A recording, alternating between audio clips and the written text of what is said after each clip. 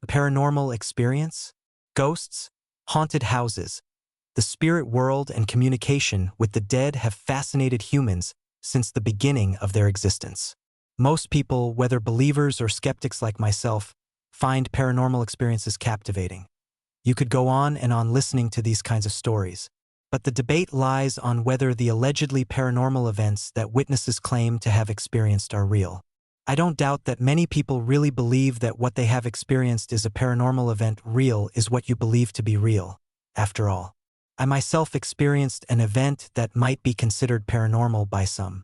A long time ago, my cousin died unexpectedly, and her husband, a great ghost skeptic, couldn't find my cousin's life insurance policy. One night, my cousin appeared in my dreams. "You smell terrible," I told her. "Of course I smell bad. I'm dead," she said. "Anyway, I'm here to tell you where is the document that my husband is looking for." And she told me. The following day, I told my cousin's husband that I might know where the policy was. I didn't tell him how I knew because that would have prevented him from looking for it. We went to his home, and the document was precisely where my dead cousin had told me it would be. Paranormal? No doubt it's very tempting to believe that I actually talked to my dead cousin and that I have some kind of psychic abilities. That would mean that when we die, we go somewhere in the form of a spirit, which is a nice thing to think because that means that our soul never dies. But maybe I already knew where that document was from one of my numerous visits to my cousin's home, and my mind just reminded me of where it was through one of my daily dreams. That's more likely, and it's what I am inclined to think happened. The truth is that there has been so much fraud in the history of the paranormal that it's difficult to give any validity to the high number of paranormal claims that populate the internet and the different media.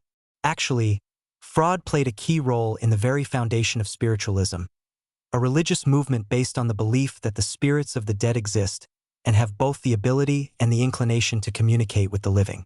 The first mediums known in recent history, the Fox sisters, convinced a good part of the American and European society of the 19th century that they could talk with the spirits.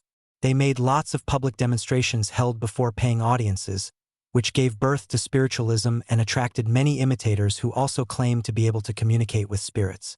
But surprisingly, in 1888, Margaret Fox confessed that her abilities were just a fabrication and showed which tricks she had been using to pretend to be talking to the spirits.